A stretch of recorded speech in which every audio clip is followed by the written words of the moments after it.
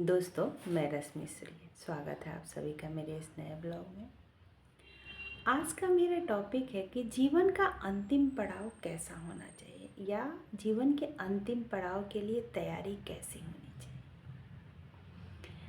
जीवन की शुरुआत कैसे भी हो जाती है, ये एक नेचुरल प्रक्रिया है, लेकिन अंत के लिए बहुत तैयारी की ज़रूरत पड़ती है।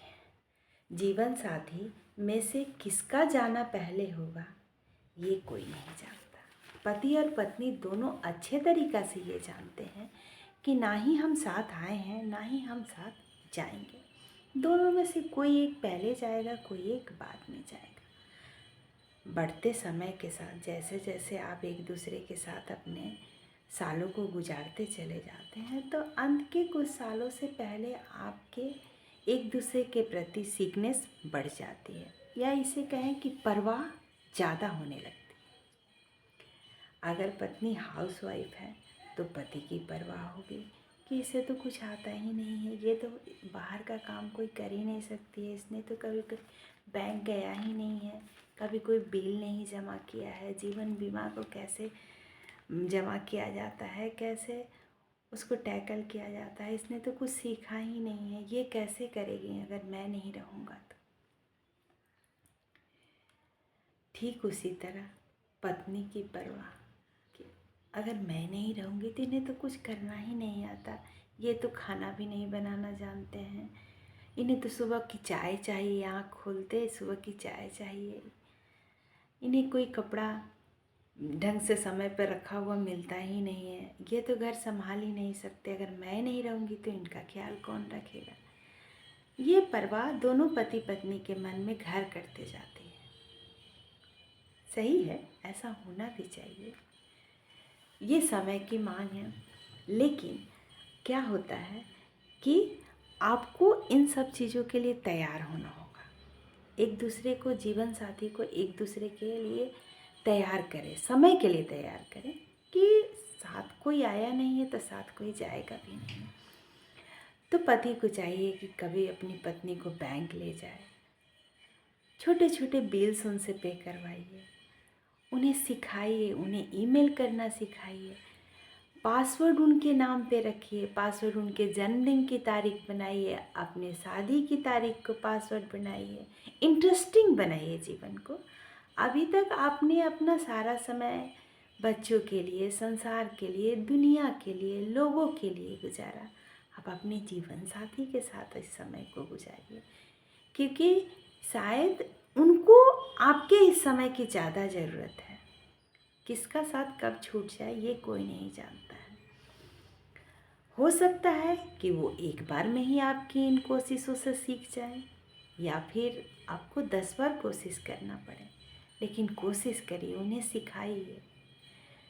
और पत्नी को चाहिए कि पति को अपने झूठ मूठ बीमारी का बहाना करिए कि हाँ, आज मैं बीमार हूँ, आज मेरे सर में दर्द है, आप मेरे लिए चाय बनाइए। वो झूठ मूठ आप उनके आने वाले जीवन को सहज बनाने के लिए कितने ज़रूरी साबित होंगे। तो अगर उनसे अच्छी चाय नहीं भी बने तो आप उसकी तारीफ़ करिए कि वाह, कितनी अच्छी चाय आपने बनाई है। कभी उनसे सब्ज़ी कटवाइए, सब्ज़ी बनवाइए, कभी उनसे रोटी बनवाइए। सीखना मुश्किल है, जीवन के इस पड़ाव में आके सीखना मुश्किल होगा, या फिर बहुत ऐसे होंगे जो फिनेंशियली इतने मजबूत होंगे कि उनके पास बाई होगी करने के लिए। फिर भी जिसके जीवन की जैसी ज़रूरत है, जीवन के अंतिम पड़ाव की तैयारी के लिए आप अपने जीवन साथी को तैयार करें, बताएं। सबकी अपनी अपनी ज़रूरतें हैं और सबका जीवन अलग अलग है, तो उस चीज़ के लिए आप अपने जीवन साथी को तैयार करें, क्योंकि खोने का दुख तो रहेगा ही, आप उस खोने के दुख को कोई कम नहीं कर सकता है। क्योंकि पति पत्नी एक दूसरे के साथ रहते रहते प्रेम कब ख़त्म हो जाता है पता ही नहीं चलता, दोनों को एक दूसरे की आदत हो जाती है। प्यार कब आदत बन जाता है इंसान को पता भी नहीं चलता, और ये आदत जब आपसे छूटती है तो दुख तो स्वाभाविक है और होगा ही। आपका जीवन साथी अगर आपके साथ नहीं है और आप जब तक हैं तब तक ये दुख आपके साथ ही जाएगा जीवन से।